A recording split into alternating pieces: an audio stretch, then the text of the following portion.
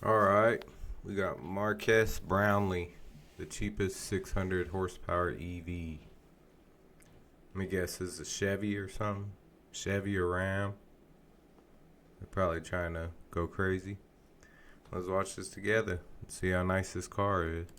You know, a simple badge on the back of the vehicle sometimes means a lot. Right. Like whether it's heritage or something performance related.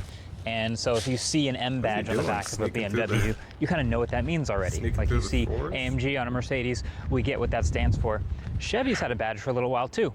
It's the SS badge. And if you're familiar, you might remember the Camaro SS. S stood for Super Sport.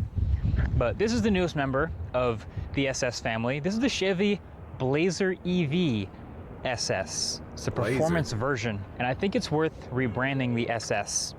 The SS should stand for sensible sport. And that's really easy for me to say because I've been living with this Blazer EV SS for the past couple days now, commuting with it, driving in it, and I'm so impressed by the combination of sportiness and practicality.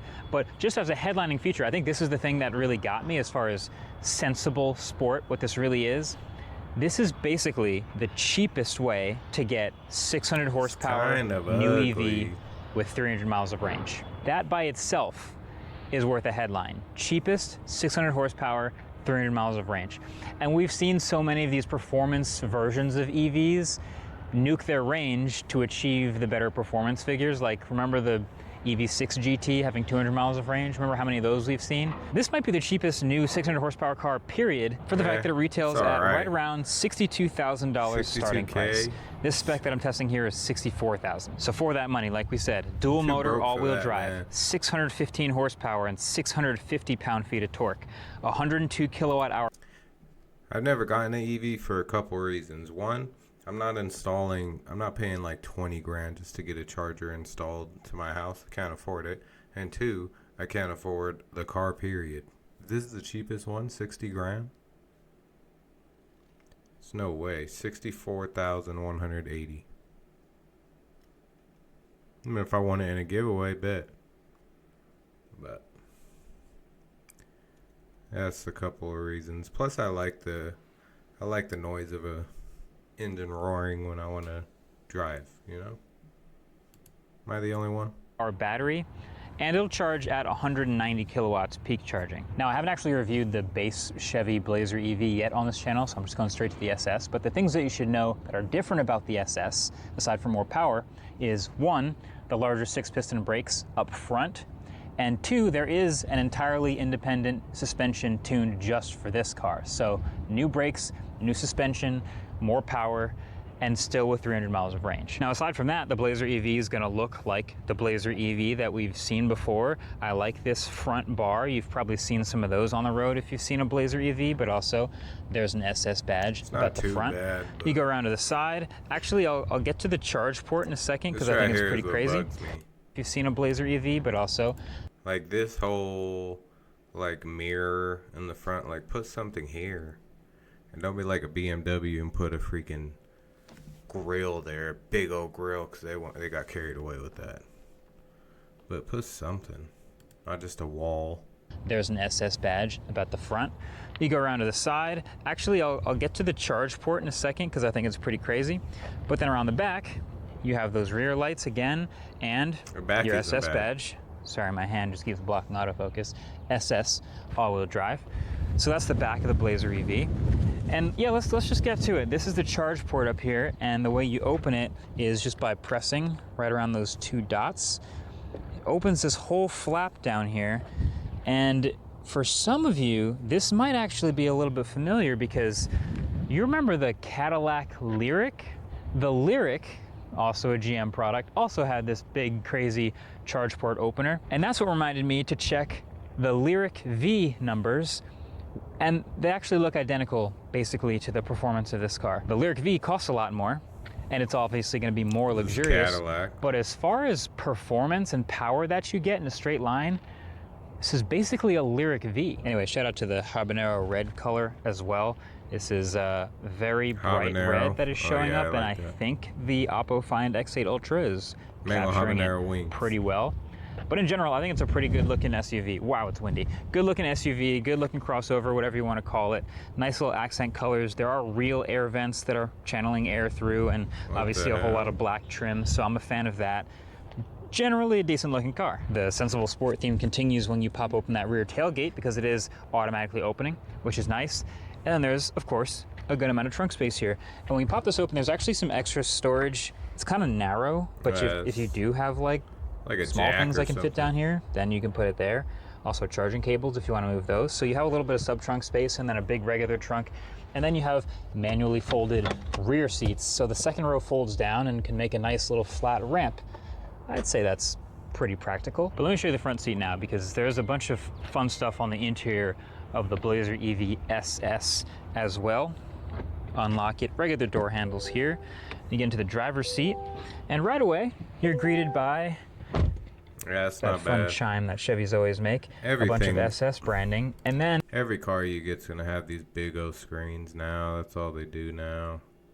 Which I'm not complaining, but it doesn't last as long. Like, you have a higher chance of this screen like messing up, like you can't press one of these buttons than you do with the old school knobs. You know what I mean?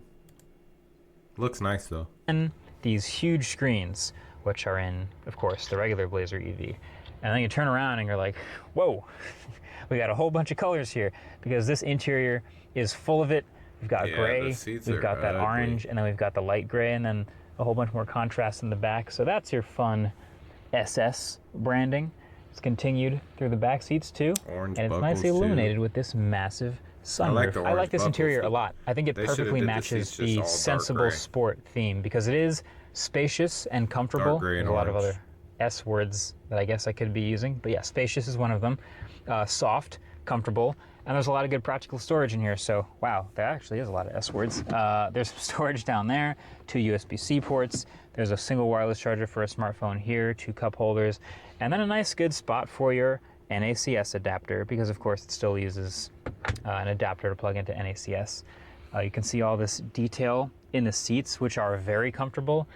And I mentioned the Lyric V earlier because of the similar drivetrain and the similar performance numbers. The interior of the Chevy is not as premium, not as much leather, much more cloth and much more plastic, but I actually don't mind it. Plenty of physical controls where you want them. You still have really intuitive like fan control buttons and basic stuff there. Obviously don't want to max that out. Please go back down to fan speed. But you got the volume knob up here. You have the back of the steering wheel buttons for your volume here and next track back there. You've got the extra regen button. Steering wheel is a little bit bigger than I would like, but in a big comfortable vehicle like this with the lights on top and the little sensors back here for your self-driving, all of this is very familiar. Oh, and there's a HUD up there if you can't already see that. See if it can focus. Yeah. There you go, Oppo. But I like Chevy software in this big, this is like I think it's a 17-inch diagonal display here with the integrated volume knob, which does a lot of stuff. It has the Google software built in, meaning you can jump in the Play Store and download a bunch of apps. You can watch videos while you're parked. All the entertainment works really smoothly. And then, of course, you have Waze and Spotify built in. So I actually don't feel the need to attach Android Auto or Apple CarPlay, because my phone is paired and I can do Bluetooth audio for calls, but if I want to do Waze, I have Waze built in, so I don't need CarPlay to do that. So there's a lot of good stuff here, and it's smooth, and it works well. Performance is awesome. Oh, and if you ever jump into the drive modes, this is where you'll see Sport mode, and if you want to max out and get your full 615 horsepower, wide open watts mode is how you'll do that, and it'll stay on for the entire duration of your drive. It's not like some limited 10-second thing like some performance cars. You can just leave it on. It'll chew through your range faster, but that is your maximum power in this car. So I love just the creature comforts and the software experience and the general usability of the controls and just sitting here in this car. It's nice. It's a comfortable place to be. Now on the road, the main thing you need to know is it's really quick in a straight line.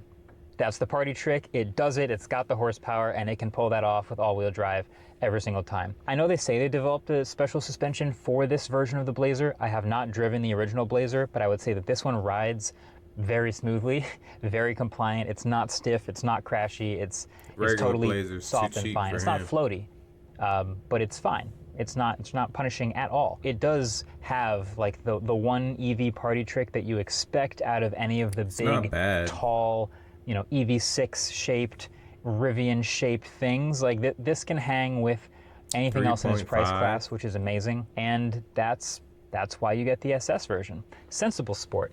Also, speaking of sensible, let me show you the back seat, because I can get behind a 6'3" driving position, no problem, in these back seats.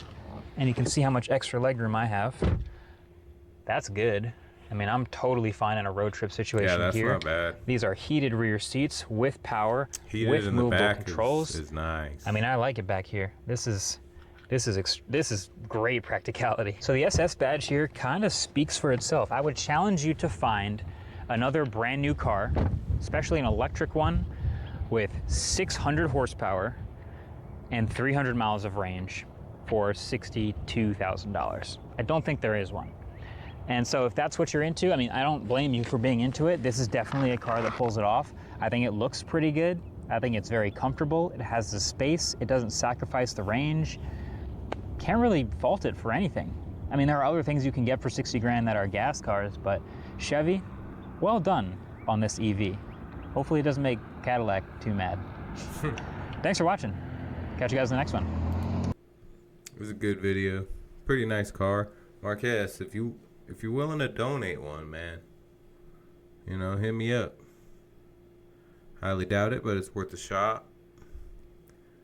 I mean, I'd buy one, but, you know, that's way out of my price range. So, good video, though.